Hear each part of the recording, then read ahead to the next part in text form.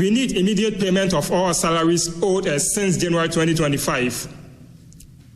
We need a clear and binding timeline from government, not later than September 2025, to resolve this matter.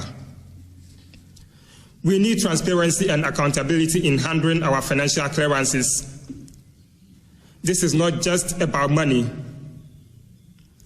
It is about fairness, dignity, and respect for the men and women who hold Ghana's health system together. If nothing concrete is done after this call, as the saying goes, when we get to the river, we will know how to cross the river. We have our plans in mind, but we are waiting patiently on the government, hoping that this press conference will yield the results we intend. If not, the government and the good people of Ghana would hear from us. We will not sit back whilst our profession is being disrespected and our lives are destroyed.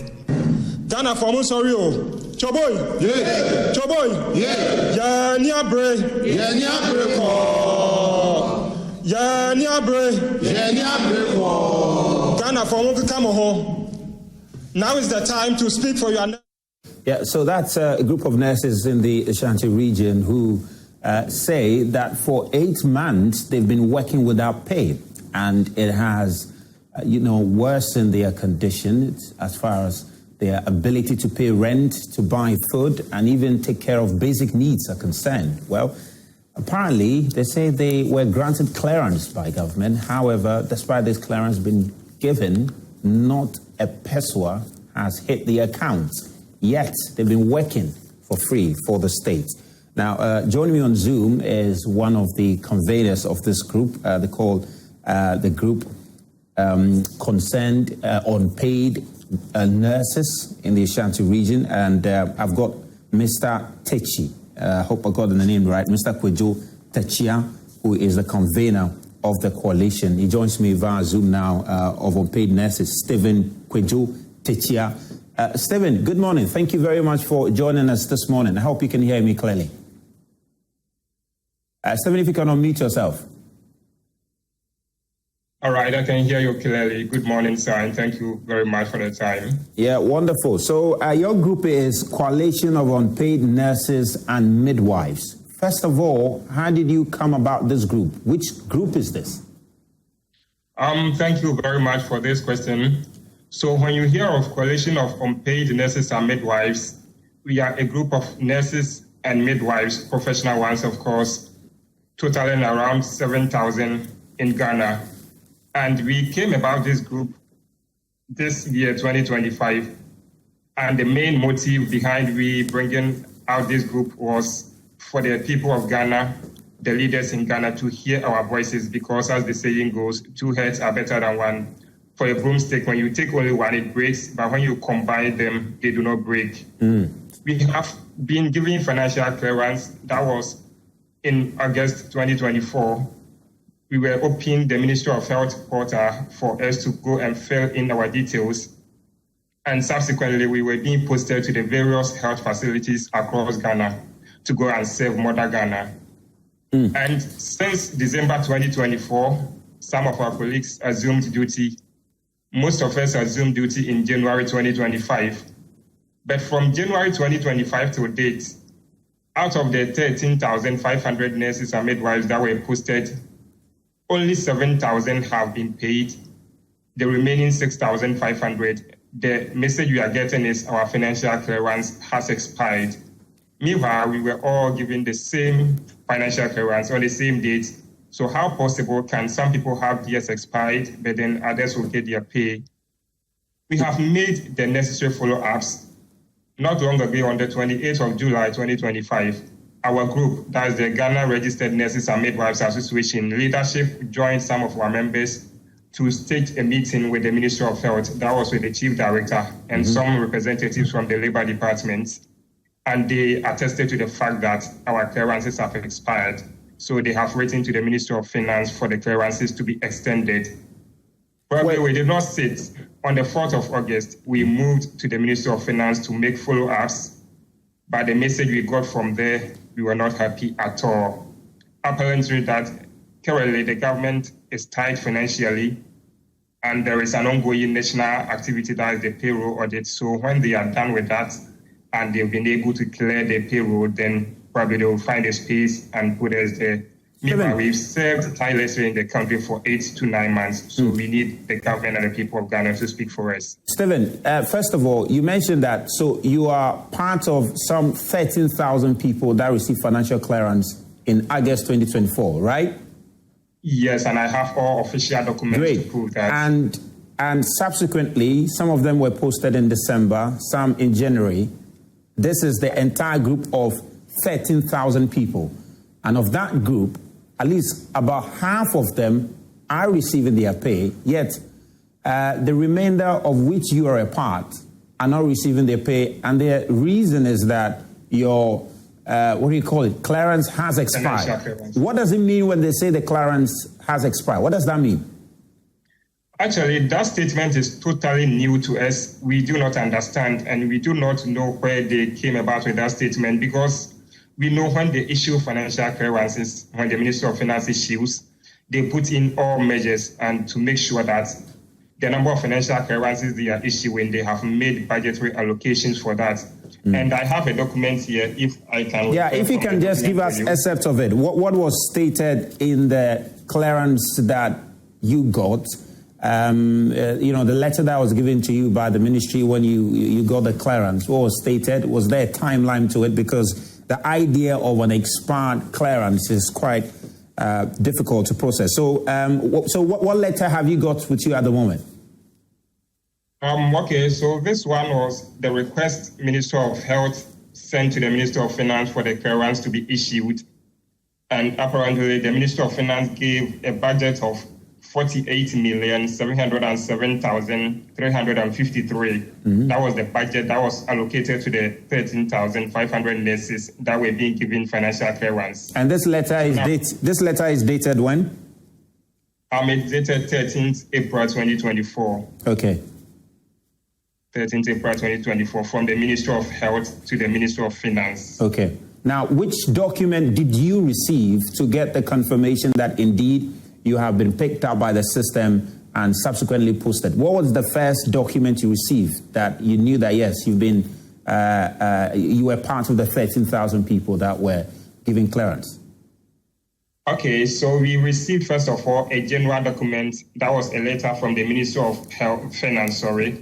Now, when you go to the Facebook page of the Minister of Health Ghana, it is posted there. It was posted on, I think, 18th of August 2024. It is still there. You can go there for your reference. It was a letter from the Minister of Finance indicating that a total number of, that was 15,200 financial clearances have been made available or issued to the nurses.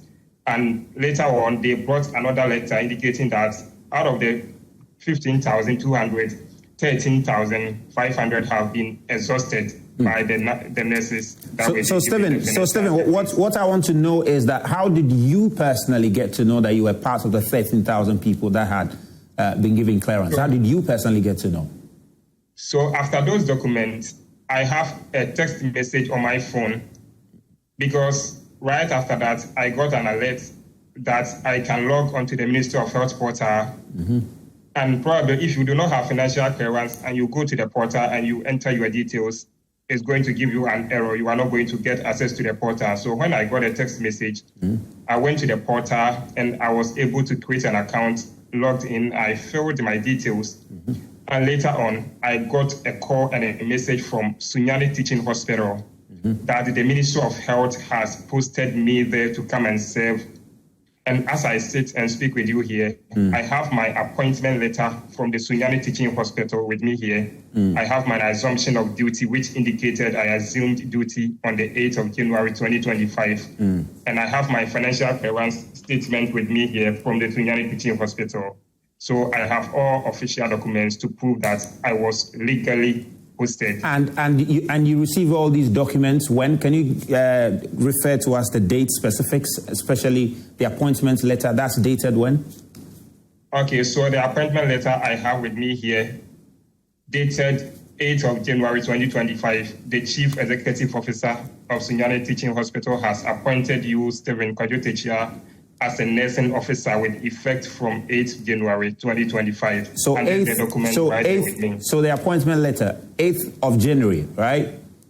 Yes, sir. Great. Then the resumption letter, right? You've got that too, dated when? Assumption of duty, yeah. Great. Assumption of duty? Yes, let me refer to it.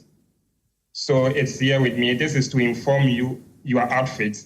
That's from the Director, Ministry of Health, Accra, Ghana. Assumption of duty. This is to inform your outfit that the attached list of newly posted nurses, which we are a total of 11 nursing officers. My name is number 11, Stephen Kwadwo Takyiah, nursing officer, have assumed duty at the Sunyani Teaching Hospital with effective from 8th January 2025. Thank you. Signed by Dr. Cardinal K. Newton, the Chief Executive Officer for Sunyani Teaching Hospital. So you receive your appointment letter on 8th of January, your assumption of duty on 8th of January. And after receiving this document, what was supposed to follow is you go to the office, you do your work, and at the end of the month, you receive your salary, right? Actually, we have to pass through some documentation, so we will need to fill what we call the IPPD forms, which our HR department did their best. We filled it on time. They logged or entered everything on the Ministry of Health portal, and they generated our staff IDs for us. So as I sit here, I have my staff ID. I have every single document that a working Ghanaian would need to get paid. And my HR department has done all that they could, and they have done all the necessary follow-ups, but still we are not getting anything, a dime, from the Ministry of Finance, or let me say the Controller and Accountancy. So tell me, at what point did you realize that you were not getting any income for your work? At what point did you realize that you're not receiving anything? Actually, our colleagues who have received their salaries, they started received theirs back in April 2025. So when they received it in April, we made follow-ups to our HRs, and they were like, probably the ministry is, or they are making the payment in trenches. So hopefully the following month, that will be in May, we would get paid. We waited May, a few other colleagues got theirs. We waited again, June, we didn't get anything, July, and we started making follow-ups. And looking at the feedbacks we are getting, we see that there is no hope for us until we cry for the good people of Ghana to hear our cries. So this has been the fight so far. And you mentioned that the follow-up you've made, at least your most recent follow-up to the ministry, they say they're undertaking some audits of the payroll, and they can only attend to you after the audit of the payroll has been done. Clearly, the question about your clearance having expired, we'll have to get in touch with the authorities to understand what that really means, especially after you've received the appointment letter and assumption of duty letter. But government says that they can only attend to you after the audit of the payroll is completed. What is your next line of action at the moment? Because, I mean, what do you do from here? Are you going to boycott work, or what do you plan to do? Okay, so currently, now that we've held a press conference, we are hoping that the government will hear our plea, our cry, because this isn't even a plea, it's something we deserve. So we are just crying that the government will hear us and attend to our needs.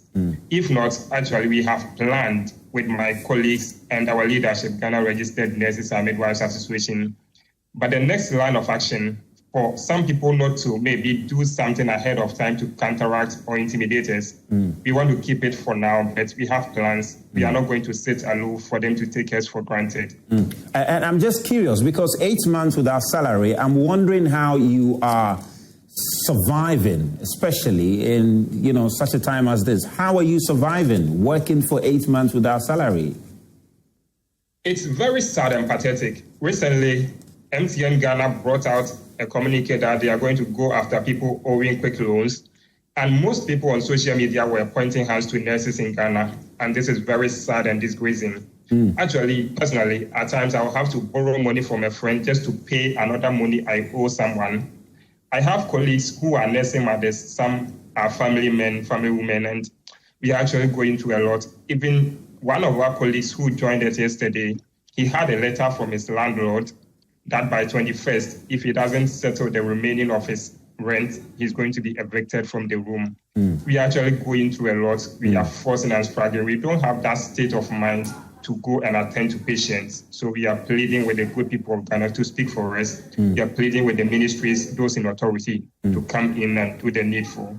I mean, you mentioned your mother body, the Ghana registered nurses. Have you been in touch with them? What have they been saying as far as efforts to try and help you is concerned? What have they been saying? So really, they joined us on our initial visit to the Ministry of Health. So they led that visit, and after the feedback, they told us they are still getting in touch with the ministry, that's the Ministry of Health. And as time goes on, whenever they get any update, they are going to brief us. But as we are waiting on them to get an update from the Ministry of Health, we can also sit aloof and leave the whole task for them. So we have to also take an action. So our mother body is also fighting in there for us. But have you considered petitioning the Labour Commission at all? Actually, we sent a letter to the Labour Commission. That was last week Wednesday, but we haven't had a feedback from the Labour Commission. We had addressed it directly to the Chief Labour Officer. Interesting. So you mentioned you are around 6,500 people who have been working for 8 months without salary, and yes, sir. That's quite unfortunate. Anyway, Stephen, we want to say a big thank you, and we're wishing you the very best. We hope that government will come to your aid, and then you get into it. But just before I let you go, finally, you mentioned that you do have plans that you will trigger if government does not, attend to your needs. Can you give us an idea of what you intend to do? Are you considering legal action against the government? Probably it should be around that line, because actually we cannot vacate duty due to the health of the good people of Ghana. We have the good people of Ghana at heart, and we cannot vacate duty for them to suffer. So if the government tries not to hear our cry, but then tries to intimidate, to frustrate us, we are also not going to make it comfortable for the government at all. Wonderful. Now, the PRO of the Ghana Health Ministry is part of the communications. The spokesperson for the Ministry of Health, Tony Goodman, has joined me on phone on this very matter. Mr. Tony Goodman, thank you very much for making time. Are you familiar with the situation of these unpaid nurses? Thank you very much, and good morning to our listeners. Yes, I'm aware. We received a backlog of about 15,000 nurses who were not paid since last year. So we have begun processing. We processed almost 9,000. Some out of these 9,000, some have received their salaries as we speak. However, we have about 3,500 who are currently not, we have not completed their processes. We hope to complete it, and then they will start getting their salary. These are people who were given financial clearance later 2024, around December. So their financial clearance expired by 31st of last year. So we have to quickly put in place a measure to make sure that all of them get some salaries. As I speak to you, we've worked on it, and we are left with a few to go. The concern they were raising was that they say the financial clearance that was granted them, they are being told it has expired. It has expired, but you are stating now that you are working on it. Can you reconcile? Did this information come from you that their financial clearance has expired? Yes, I just said that they gave them the financial clearance later 2024. By 31st, that financial clearance got expired. We've worked at some cleared, with about 9,000 cleared. We are left on 2 of them, so we can get that fee. Mr. Tony, your line is breaking a bit, so we lost you briefly when you were making the point. If you can just come again. Sorry. Is it okay now? Yeah, it's better. It's better. So I was saying that their financial clearance got expired in December 2024, 31st December. But we have managed to clear 9,000 of them. We are left with a few of them to go. So that is the situation now. So, I mean, we just want a bit of education here. When you say the clearance was expired on the 31st of December, what constitutes expiration of a clearance?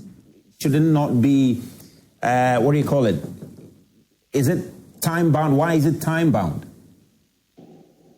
Thank you very much.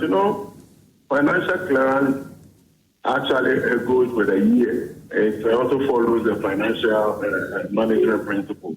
But by 31st, whatever you are doing in that year, you come to a halt. If you need to start or continue doing over from the release component, because every start clear and expiration.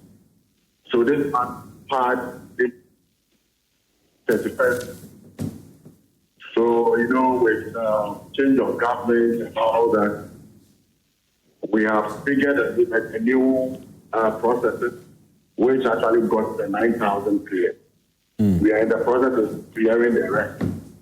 You remember, or you recall, that apart from the Ministry of Health, who did not actually terminate the appointment of some of the persons who were employed later 2024 in December. These people were given appointment letter in December, but we were given some amnesty that we should allow them to work, and then quickly we have to start processing their documents.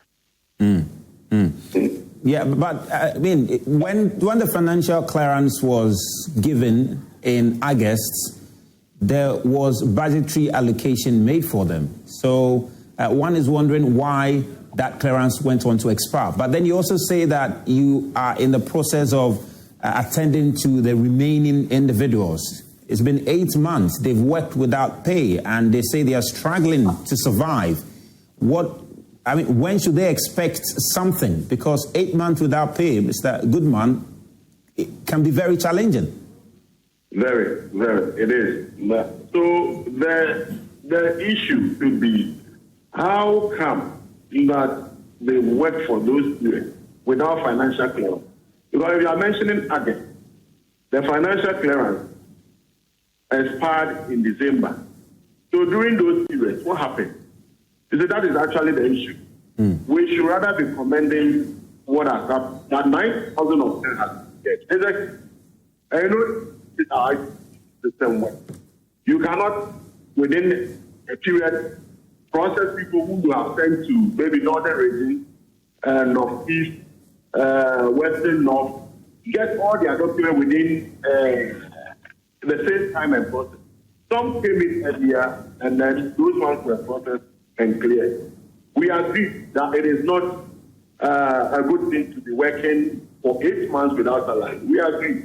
But that is what we are saddled with as a country, that you must get a clearance, you must go through the process before you are paid. There is no other system that can warrant payment. It's just unfortunate. But you say they have to go through the process. I'm curious, yes, exactly what process do they have to go through? What do they have to present to you for you to give them the money? They are listening to us. What is it that you need from them before they can be cleared to receive their salary?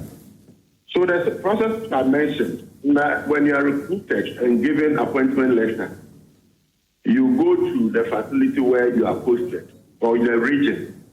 You go to the region. The region will then post you to a municipal, a district, or a metropolitan assembly. When you get there, you will now put you first.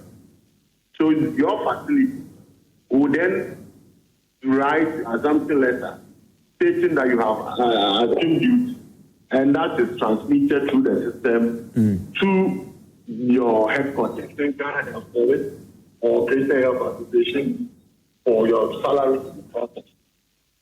So that is the process. That is the process. Yeah, but one of the leaders of this group who have not been paid, called Stephen, in fact, He went through that process you stated. He's been posted to the Sunyani, I understand, hospital. He's gone there. He received his assumption of duty letter. His name has been captured in the system. He's got a staff ID, and he's been working there for 8 months and has not received anything. What do you think accounts for that? Because he's gone through the process that he's filled out. Yes, his own may have, his delay may have the result of what do we call the expiration of the financial clearance. So what does he, for instance, need to do to get his money? That is what I just mentioned about that. But you mentioned the process. He's gone through that process. He's gone through that process you mentioned. Great. And he's working. Don't forget that the budget for this year was approved in April. And then you have, mid-year budget also approved. It has to be captured. If that is captured, then you continue with the process. So I hope you understand. Yeah, so the budget and the media budget for the ministry does not capture these people. Is that the point? Then that will get you to continue the process. So if all of these things are done, you are just going through the processes. Then that will now give you the warrant to continue. Without that, you can't continue the process and make sure that they are paid. Great. What is more important is what has been done. That out of this 15,000, about 9,000 has been processed and are receiving salary. Yeah, others have also been processed. The other ones are in the process to go through the same process. So please, that is more important. All right, great. But we do appreciate, of course, we do appreciate that you've made effort to try and resolve 9,000 people who had same issue. But there are still people outstanding, and these people have got families. Just briefly, one of them, we mentioned, he's got a question for you. Stephen, Mr. Tony Goodman is here. He says that they are still in the process to try and resolve your issues. Have you got any question for him that you would like him to clarify so you can get some further assurance? Yes, thank you for the opportunity. I got some questions for him. Yeah. But first of all, I want to put this one to him before I even go on to the question. Yesterday... We can make progress, all right. What question have you got for him? One is, how come that we all receive financial clearances at the same time, but then some will not have theirs expired? They will get paid, but others will get theirs expired. And I also want him to give us a clear and binding timeline that on this day, expect your salaries to be paid. Because same Mr. Tony Goodman yesterday made it clear that he was not aware of our situation. So I'm quite surprised he's saying he's aware. Yeah, he said he's now aware. I mean, today he said he's now familiarized himself with it. Mr. Tony Goodman, you heard him. He says how the selection process was done, that those 9,000 people managed to benefit from it and they did not benefit. He does not understand that. If you can just give him some clarity on that, and also some specific timelines on when this issue will be resolved for them. Thank you very much. There was no selection process. I mentioned that some, we got their documents earlier and were processed. That is the 9,000. Their documents were checked, brought to us in the military. And they were processed and paid. So that is actually what happened. They were not selected. These ones late and were caught up in the expiration period. We are sorry about that, but that is what happened. He's asking for some the timeline. Yeah. I have to find out when it needs to be done. I won't be able to say now and here. I will find out what timeline there is, and then I'll show. Yeah, but is this likely to happen before the end of the year at least? I'll find out. But Mr. Goodman, it's been 8 months already, and clearly, as good as your name sounds, this is not good if you can't guarantee at least before the end of the year, meaning they're likely to go the entire year without a penny. I speak for the ministry, so I will have to find out staff dedicated to do this work, what timeline there is, and I will communicate that. Okay. If I give timeline On the call with that final. did not materialize. It means I'm like, that is fine. All right, Mr. Goodman. I think we appreciate that. We appreciate that honesty. Thank you very much. Goodman is the spokesperson for the Ministry of Health. Stephen, I'm not sure how you feel about the feedback you've received from the ministry now on this matter. Are you convinced by any stretch of it? Actually, my people are also watching live, and together with my people, we are actually disappointed for them not giving us a timeline. That's what my people need for now, so that we would be rest assured and then tune our minds actually and continue to endure the stress to that particular timeline they will give. But since they didn't give any timeline, we are actually not happy at all. But are you satisfied with the idea that they are working on it, that they are processing it? Is that satisfactory enough? Actually, they've been saying that, but then if actually they mean what they say and they are truly working on it, then we are satisfied. But if they are just mere claims, they are not working on it, then we aren't satisfied. I would say that. Well, Stephen, we appreciate you, and we are hoping that you get some answers as soon as possible. You're working for Mother Ghana, and undoubtedly you deserve your compensation for that. So, Stephen, thank you very much. We wish you and your colleagues the very best. And great. So that's Stephen. He is the convener for the unpaid nurses and midwives, numbering over 6,000 who have been working for 8 months and have not, received any payments. And we also heard from the spokesperson of the ministry over there. But let's just drift quickly to the Galamsey issues now, because it's still, topical, still topical. We heard from the ministry's rep on the initiative, the ARCOM initiative, but there is another group who are also helping to nip this in the bud, and they are an operation led by GEMA Anti-Galamsey Advocacy, and apparently they managed to arrest some 8 people and have arraigned them before courts for the law to deal with them. Well, I've got them on the line now, and it's a rep from GEMA, and great. I think we have them now. Do we? I hope we do have them. We can get into that conversation about now. Great. So, Reverend Father Joseph Blay, environmental scientist and Catholic priest, he is part of that group. Father, thank you very much for joining us this morning. Can you tell us more about this group and why you've decided to take this fight upon yourself? Thank you so much. Thank you, sir. So, let me just make a point of correction before we begin, that the 2 people have been arrested. There were about 10, so about 8 ran away.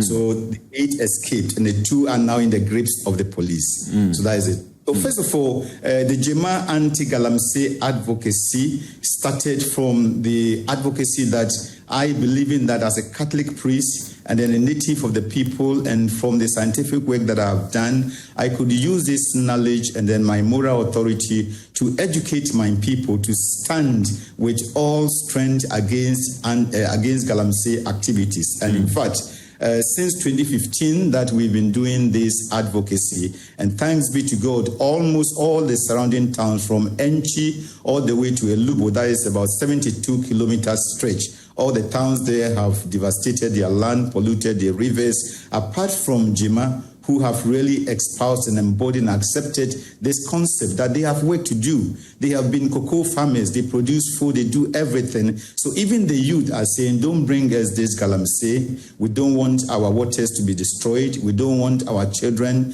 to abandon school. We don't want our land, our arable lands to be destroyed. So in 2019, there was some Galamsey group that came there, passed through the administration, that they have come with their concessions. So I met the entire community, And I read to them the Act 703 and explained to them that this is what the Act says. These people, they are not even small-scale licensed miners. They are just coming to destroy our things. So on that occasion, the chief and the elders and everybody orally accepted that, no, this is not something good for the community. So we all agreed that we will not accept it. Then further on in 2022, I went back again because there were still some incursions, people trying to come and then they do this galamsey. So this time we put our, what we call the Jema Concord, we put it into writing. So it was signed by the chief, everybody in the community, all those stakeholders, tool owners, and representatives of even foreign groups like, for example, Frafra community head, Dagoma community head, and everybody signed. And we distributed a letter right from the president to the last authority, the last police inspector so that is standing to the extent that anybody, any citizen or foreigner who makes an attempt to bring galamsey in Jema can be arrested. I'm just looking at that newsletter you put out, and you say 2 Nigerians were arrested, and I'm not sure if that's part of their group people. I understand 2 Nigerians, not Nigerians. Exactly. Yeah, I beg your pardon, not Nigerians. Nigerians, yes. Please, I beg your pardon, not you, but Nigerians. And that is quite instructive. It means that it's a concern people have had, that you have foreigners, not just Chinese, foreigners, neighboring African countries also trooping in, and you have them also trooping in into your community. I mean, how concerned are you that you have not just Ghanaians, but even foreigners trooping in to destroy environment? How concerning is this to you? Very concerned. And I think what is happening, what those who have arrested is not just a single case. Way back, I think about 2 or 3 months ago, the soldiers did some sweeping in a place in Sevi called Abroa and Nkran. And they told us that was a whole West African hub where you have all these communities. However, before any foreigner comes, they are always led by some Ghanaians. These people, they don't know the forest. So here we are told that they mentioned some names, but since we have not gripped them, I cannot mention them here, that they were led by some Ghanaians in our neighboring towns who led them to the border. Actually, they are just at the fringe of our territory. But as our people are really monitoring, now we have even the youth who have formed the voluntary watchdog committee, and they do the patrols. Yeah, so wherever they go, when they hear that these people are entering into that territory. So about, let's say, within 6 months, we saw that one of our rivers, which is bordering the neighboring town called Boinso, has begun to change its color. So our people traced the source of it and found that they were mining right in the forest. That is a government state forest reserve called the Jema Asim Forest Reserve. And within this short span of time, you could see the devastation these people have done. So our people planned, and on 14th, that is last Thursday, they went there and then they planned secretly and arrested them. So when the others saw them, some natives from the place nearby towns, they ran away, and this Nigerian, unfortunately for them, they don't know the terrain. So we managed to grip them. I'm just curious, these people escaped. What measures have you put in place to ensure that they do not return to the site? Because, this initiative, you say, has been in place since 2015. And although to a large extent, it might have minimized the activities of galamsey in the area, it hasn't completely prevented it. So what measures are you putting in place to deter people from coming in there? Because it does appear that it's still quite a challenge for you to deal with. Exactly. Thank you very much. So the measures we have taken now, our watchdog committee has been registered, and thanks to the DSP and the divisional police commander, they are going to come to Jema either this weekend or the next week to inaugurate them. So these guys are going to work hand in hand with the police there who are there to continue to monitoring. I would say that Jema is still unscathed by the people, just that we don't want them even to trespass an inch into our territory. And our neighboring towns, some of the rivers that we are sharing, if the source is in their territory and then they pollute that source, we will even go and arrest them. Because it's not a matter of only Jema. The whole country says that illegal mining is illegal. Yeah, I mean, brilliant work by the youth group to set up this watchdog. But what do you think the state agencies can do, especially the security forces can do, to try and help your efforts ensure that the Jema Forest Reserve is left in its virgin state? Yes, thank you so much. So now that this divisional police commander has accepted us, so anytime we are going on patrol, now they will delegate one police at least to join us, so that actually it becomes more official, and then they have even the gun to protect the people as they go. So the collaboration has been very strong. And I commend the German police, since Inspector Saba, who passed away, and then the new one, who is there, Patrick Asuma. They have been collaborating very well with the community members. I mean, let's just elevate the conversation a bit to the call on government to ban mining in forest reserves, that law that allows mining in forest reserve. I mean, what's your stand on this very call? I 100%, 101 stand by this. In fact, I'm happy that you brought it out, because I had in mind that, you see, this can be done. If a small community, Jima, is implementing together with our chief, you know, our chief has suffered from stroke for about 10 years. They have promised him over 1 million Ghana cedis, a pickup, and then even a medical treatment in South Africa. He says, I will not do that for the sake of my people. And this small community for 10 years, they have made all attempts. So the government needs to implement. You see, our laws are still effective. We need to what has happened to the Act 703? What has happened to the Act? What has happened to the Amendment 900? What has happened to the Amendment 995? So if we have these acts and we are not implementing, then we come out and then even make it worse. So I stand that this advocacy we are making, that the GI 2462 should be revoked. The executive instrument 144 should also be revoked. Look at Accra. When you are flying over Accra, it's like a desert. Fly over other African countries. It's so beautiful. Now, Accra has nothing, has no lungs.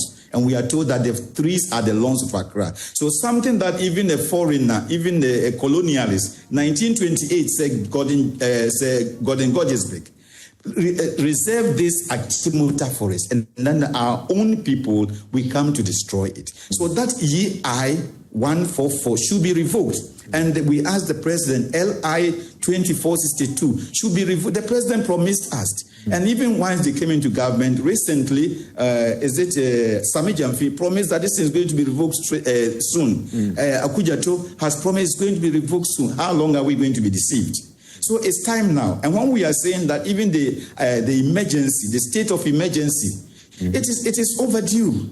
It is overdue. Are we going to wait for this till we enter into banditry like other countries? This is how it started. I have done scientific work, and I can give you scientific proof of how this banditry started. So these things that are coming, gradually they are getting arms, they are getting this, and eventually it will get out of hand. So let us now act now. Revoke LI 2462, revoke EI 144, implement the three acts that we have, 703, 900, 995, and then also implement the Freeport Boatin Commission's recommendation. When we said that we are going to set the tax on the excavators, what happened? Where are the drones? So there's no need. We have all the solutions. There's no need to reinvent the wheel. I think that's what we are doing. Ghanaians are just reinventing the wheel, just taking something, rebranding it, and this. It's not the solution. We have the solutions. All we need is just to implement.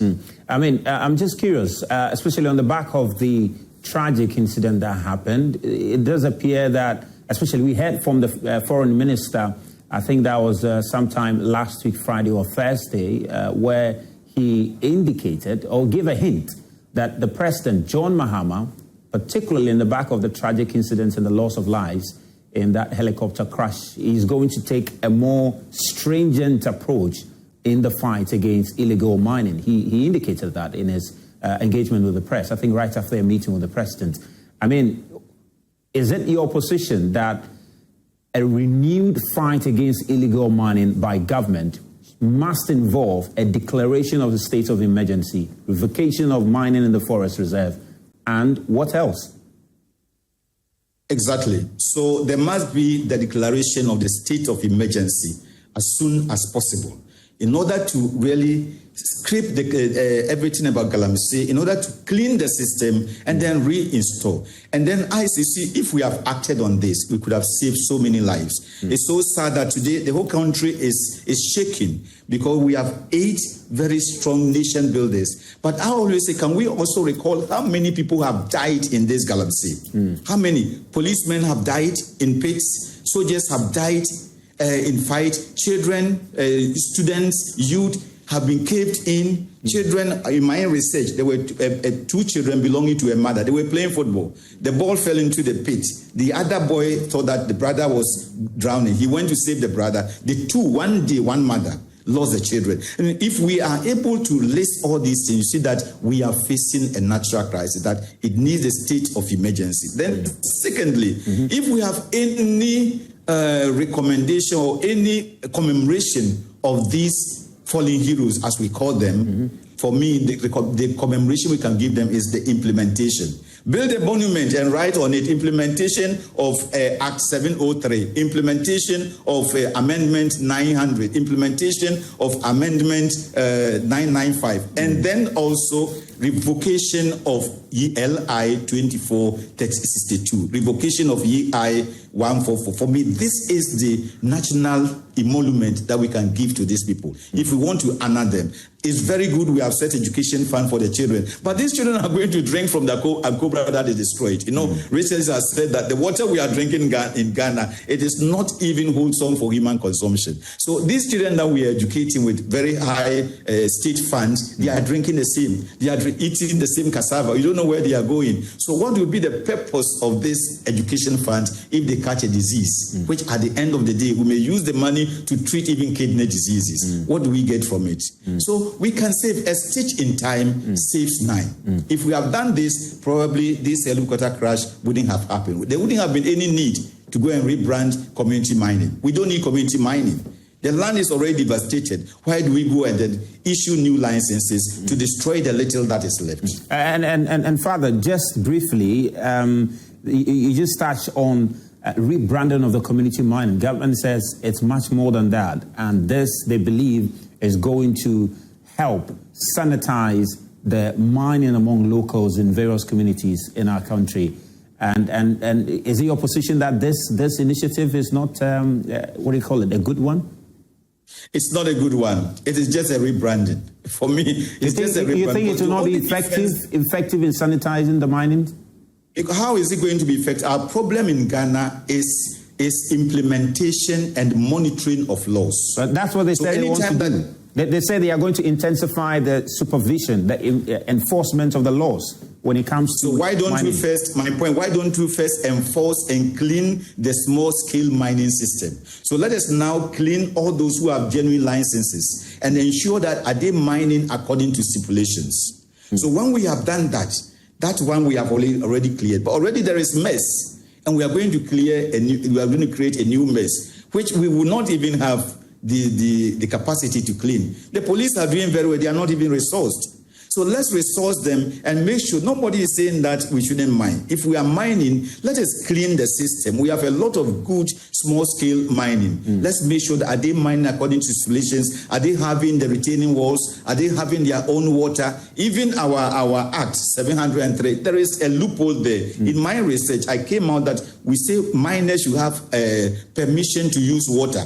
So the miners are given right over the existence of the local people. So when they take the water in Botswana, the comparative studies that I did, Botswana is a desert country. And in Botswana, the miners, now they have to bore water. They dig their own water and then provide water for the community. In Ghana, we are saying that the miners should tap from the source of the river of the community. Then what happens to the community down, the poor people? During the dry season, they don't have water to drink. So you see, that is the problem. In Botswana, mining has worked. Botswana is one of the single country in Africa, maybe only country in Africa, where they have defeated the resource case. In Ghana, mining has become a resource case. So let us clear the mess. If you want to do, we can do it. We have a lot of intellectuals in Ghana, but you bring proposals, our politicians are not taking it. I mean, and just to mention that, what do you call it, Reverend Father Joseph Blay is not just a Reverend Father. He's done extensive research in this area. He's an environmental scientist. He's done a PhD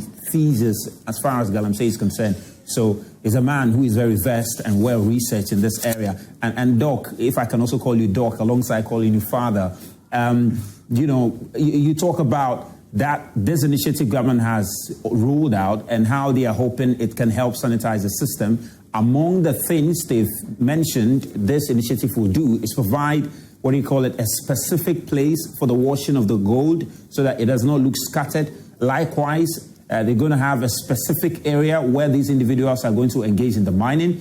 And along with the mining, for those who are not interested in the mining, they want to open them up to training in skills. And so whichsoever skills they are interested in, whether it's, name it, they are also going to help them with skills. So individuals who are not interested in mining can, take advantage of the skills. And they are also making room for reclamation of the land. A percentage of the returns that these cooperative mining groups will make will be used to reclaim the land, and also a percentage will be used to develop the communities in which they are in. It looks like this sounds it sounds laudable on the face of it, if indeed this is implemented to the letter, isn't it? No, you see, I have read the entire document. I have read everything in detail. If I were to, I've made all my comments on it. It sounds good, but my point is everything that you are saying, we can implement it on the existing small-scale mining communities. We don't have to create community mine. We saw that the community mine that came, at the end of the day, I call it, last time when I was interviewed, I call it the baptismal name of Galamsey. It is just the school name of Galamsey. So sometimes at home they call me Kwame. Then when I went to school, they say, oh, you are Joseph Blay. So it's the same person. So it doesn't change anything. So what if they have to implement? Look, the division of the proceeds of gold. Already I think we have a legislation that talks about how the gold should be divided and then distributed. Are we implementing that? Are the districts enjoying that? Are the communities enjoying that? So we have a lot of things that are not implemented. So an effective government is just to make sure that what exists is well implemented, and then after the implementation, when we see some loopholes, then we can come and then improve on it. You see, in my research, which was a phenomenological study on artisanal mining in Ghana, it is poverty alleviation or poverty aggravation. In my research, I suggested 4 areas. That there are areas that have gold. That one, the geological researchers have shown. Let's call those one the golden zone. And then we have areas that are maybe 50-50. We can try to see. There are areas that are green, like our forest. There's no way, if we have even a heavy deposit of gold and we want to mine it in the forest, let us go the Kwame Nkrumah style. Kwame Nkrumah said, let's do the deep shaft mining so that you go deep and then take your gold and then leave the surface for the people so that we have a kind of symbiosis. So mining symbiosis, but otherwise mining is a rivalry to farming. So if you want farming, I have videos here where people are cutting cocoa down. See, all the research are done. This one we call the Dutch disease syndrome. The Dutch disease syndrome. Where now, because of the gold, we are putting all our egg in one basket. What is going to happen to Ghana's gold? And gold is not sustainable. You can mine it for 50 years, 100 years. What is going to happen to the children that will come after us? When they will have no land, they will have no gold, they will have no river. Are we now leaving abject poverty to the future generation? This has been our concern. Well, Reverend Father Joseph Blay, thank you very much for your time this morning. We wish you and your team at GEMA the very best. He is also holds a, he's done a PhD in artisanal mining. Is very versed in this area and is doing great work in GEMA. We wish you the very best and thank you very much for your service to the country. We really appreciate you.